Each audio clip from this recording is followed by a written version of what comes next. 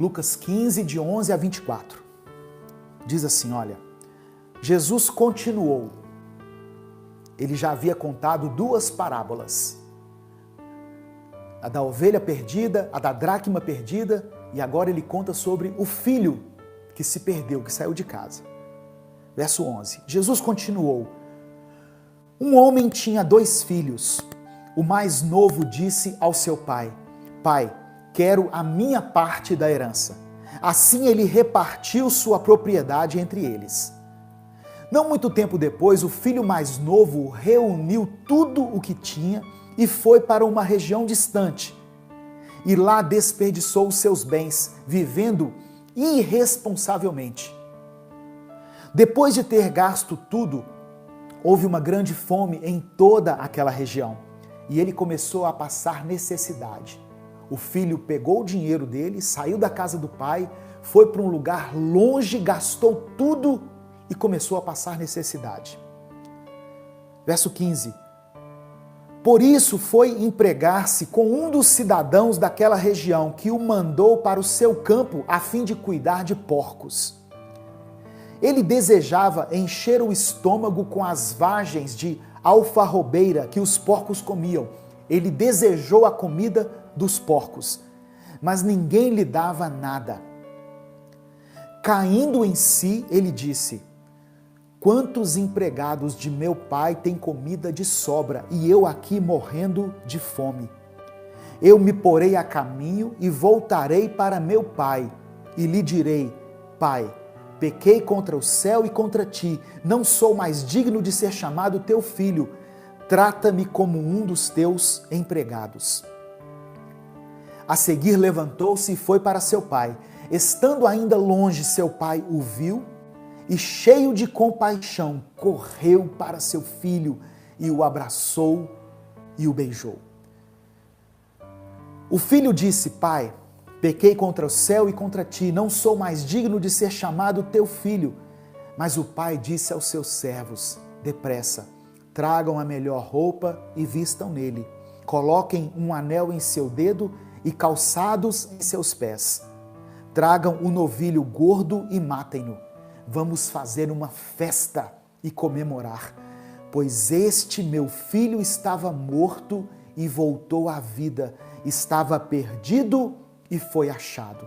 E começaram a festejar. Aleluia. Eu quero tirar desse texto aqui, irmãos, características de Deus que nós precisamos conhecer para que nós nos relacionemos com Ele.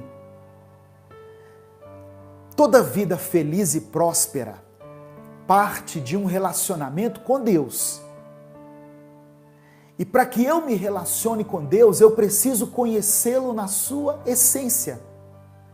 Não é um Deus de quem eu ouvi falar. Eu preciso conhecer Deus profundamente para que eu me relacione com Ele e para que eu seja uma pessoa feliz e próspera e abençoada. Lembra que Jó, a Bíblia diz que ele era um homem íntegro, reto, temente a Deus, que se desviava do mal, que fazia sacrifícios pelos seus filhos, mas só depois de uma experiência profunda de sofrimento foi que Jó disse, eu agora te vi com meus próprios olhos. Antes eu te conhecia só de ouvir falar, mas agora os meus olhos te veem. Ele agora, depois de uma experiência, entendeu qual era o caráter de Deus. É isso que nós precisamos. Conhecer Deus de uma forma profunda, de uma forma íntima. E esse texto aqui, ele revela características de Deus. A primeira coisa, no verso 12, versículo 12, Lucas capítulo 15, verso 12, diz que o pai repartiu a propriedade entre os filhos.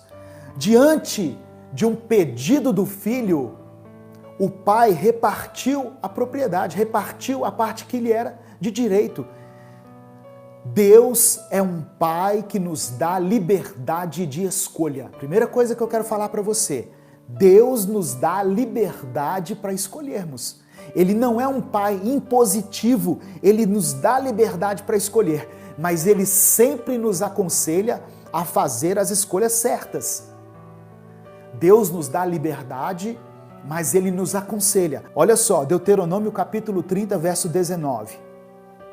Hoje invoco os céus e a terra, Deus falando, como testemunhas contra vocês de que coloquei diante de vocês a vida e a morte, a bênção e a maldição.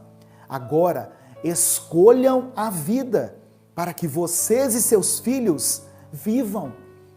Deus está dizendo assim, olha, existem dois caminhos.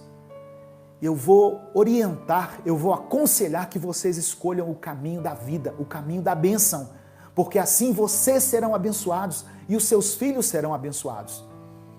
Deus não nos obriga a obedecê-lo.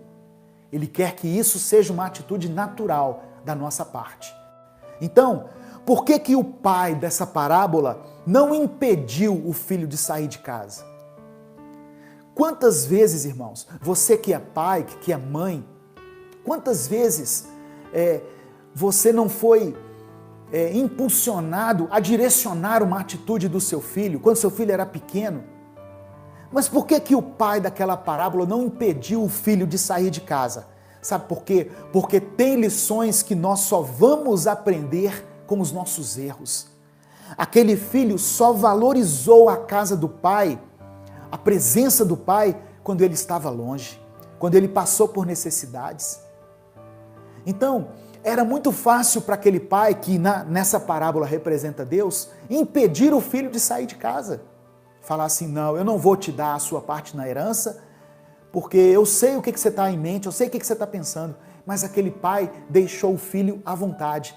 Deus é um Deus que nos dá liberdade. Amém?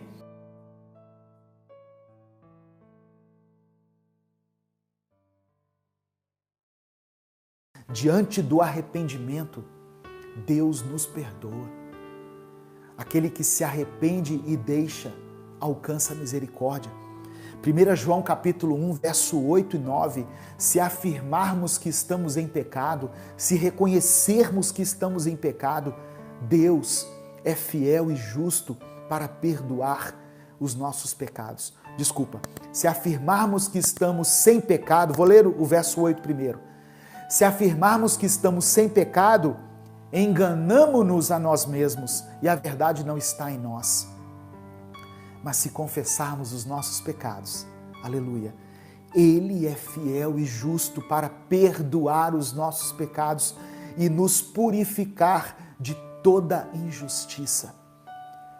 Você serve a um Pai perdoador. Já não há condenação para aqueles que estão em Cristo. Em Jesus, nós recebemos o perdão de Deus.